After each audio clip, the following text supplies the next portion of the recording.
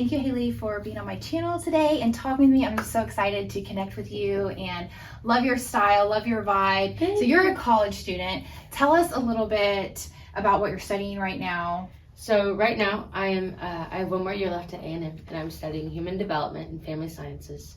It's a very new major to A&M. This is actually, I'll be their first graduating class. That's with really this major. awesome. Yeah, it's really cool. There's like kinks in it, obviously, with it being so new, but it is really cool. It's a lot of like psychology classes, a lot of like hands-on learning classes, and that's what I need to learn. So tell me about like you said that you started an organization. I did. Okay. I did. I started a nonprofit organization in Texas, and we are called Oceans of Opportunity, and we are aimed to our long-term goal and our mission is to build a living community for adults with intellectual and physical disabilities to live there and fulfill out their life. That's really awesome. So what gave you the desire to want to do something like that? This is all kind of started all the way like through as long as I can remember, like playing on a playground. I knew that there was kids on the playground that people wouldn't play with, and my first instinct was why, and then I learned that like these kids play differently, that's why. And I was like, how can, and like as like a young like second grader, I was actually going through like my mom has like this book of mine, and I was writing about them with my crazy little dyslexic handwriting. Who knew what I was even saying? But I remember what I was saying. And there was this game like Link the Chain, and I would get the kids from like the general ed classes to come in, and like the kids from the special education class always played on the separate side of the playground, and I don't think anyone has ever told them they can go to the other side. And I was like, guys, let's merge. And that was like just like the first little thing I did. And like that even goes to like junior high. I like advocated for this girl who wasn't allowed to participate in PE with us. Like her para wouldn't let her like change in the locker room, wouldn't let her go and like run with us. Like, and she could do all these things she wanted to. Right. And so I hate to say throw a fit, but I threw a fit. I was like, this is not how we do things. I am not here for this. Like, we need to change this. Like, I went to like the school board as like a little like 8th grader and or 7th grade. And then in high school, I started a cheerleading team at Tomball High School called Cougar Stars. It's still a thing, and it's for students who receive special education classes, and they receive the majority of their mainstream education in those classes.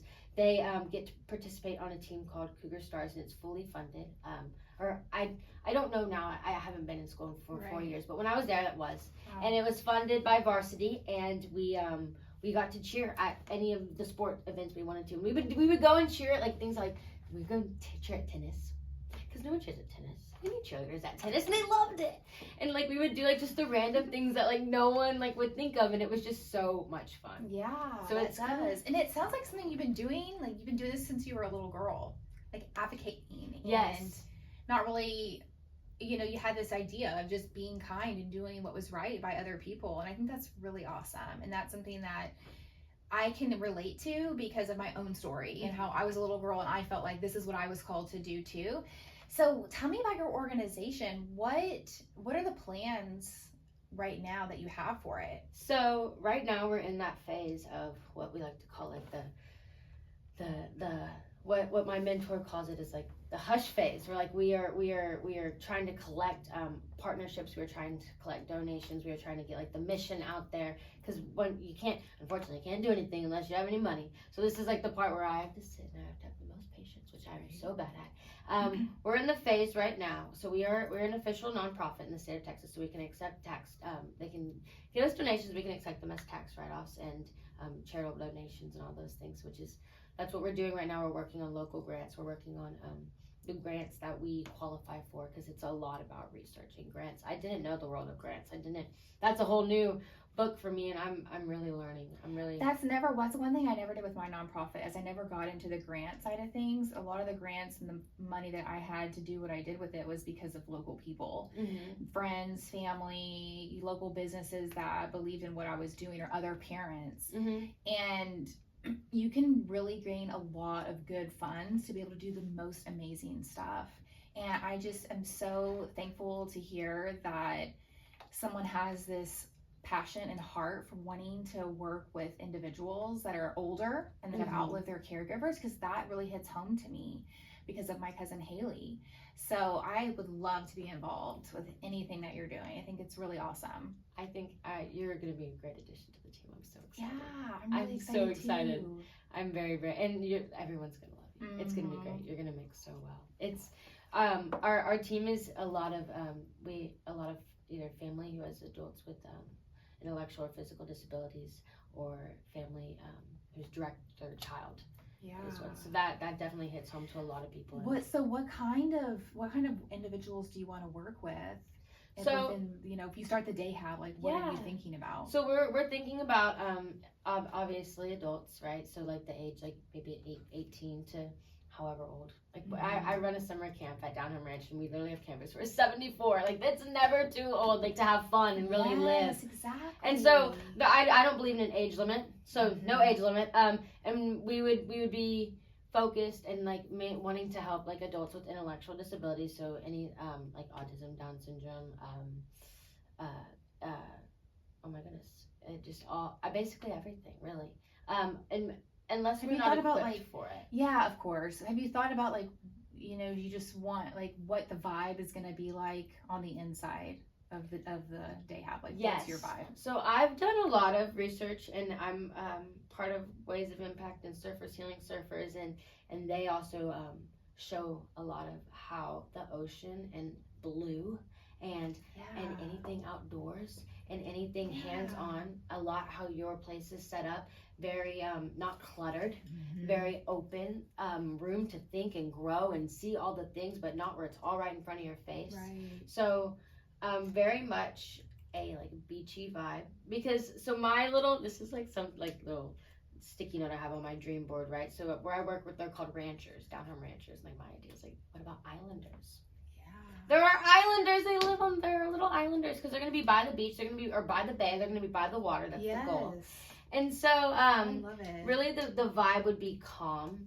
Like not like I don't want like bright, like crazy, like bright in your face colors, but something very like greens and blues. Maybe a little light. Our logo has a little light orange in it. Yeah, that's cool. I'm totally envisioning what the inside could look like. Oh my God. And how you could design an environment for an older population, right? You're not going to put a slide, in something like that, but soft seating, cushions, or bigger areas where they can kind of lounge together would be like almost like you think about a college. Sometimes at universities they have like the hangout rooms. Yes. Like where a lot of people can study, like in the library. Yes. Something like that would be so cool. I was envisioning, I don't know if you've ever been to Disney World, but like I don't remember what hotel it is, but like one of the hotels, like the waiting area to get your hotel room is like the most beautiful, like lounging. There's like a fountain in there and like fish in the fountain, and there's like an aquarium, and like that's kind of like the goals I'm going for. Yeah, I love it. That's really cool. I love it. How does it feel to be, on a journey like this that you're really enjoying, and you feel like it's your God, like it's what you're doing, what God has you doing right now? Like, how does that feel? It feels very exciting. It's every day. It's something new, ideas that I have that I'm writing down on a notebook in my car. Like I hit a red light and I'm like, oh my gosh, blah, blah, blah. Like the other day I was like, oh my gosh, like first let's look at abandoned buildings. What do we have? We have the building, we can find the help. The help will come with the mission.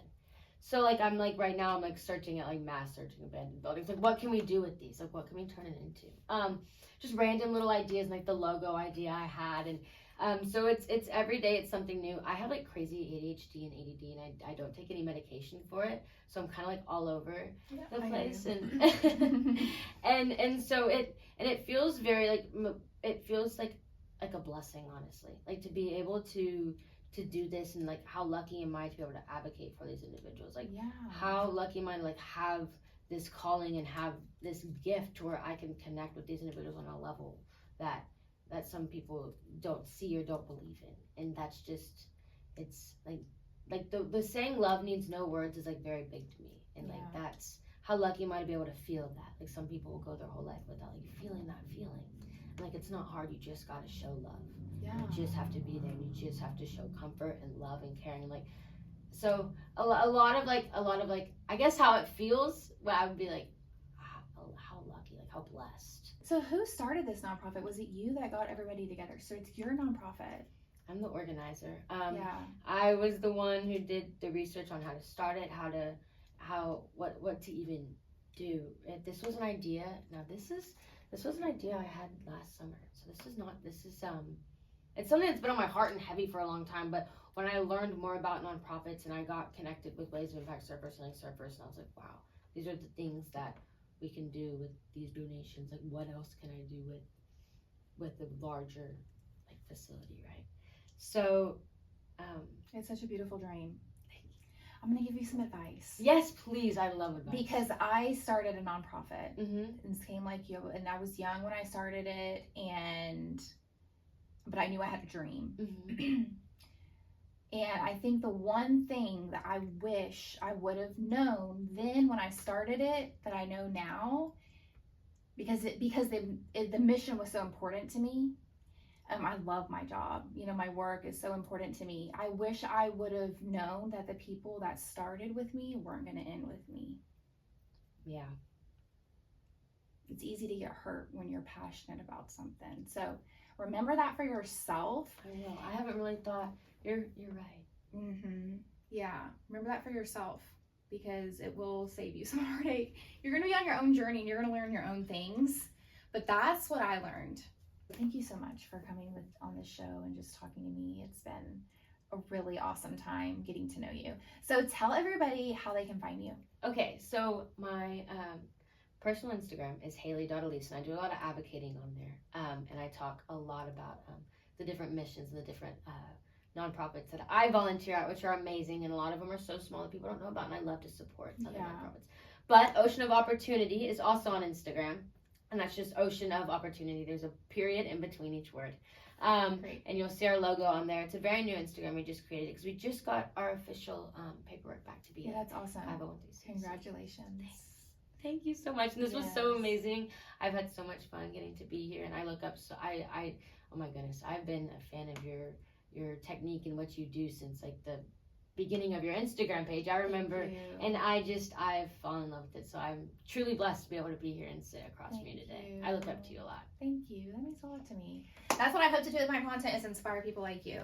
You do. You definitely do. You inspire me. I love watching it. Thank you. It's a true blessing to me.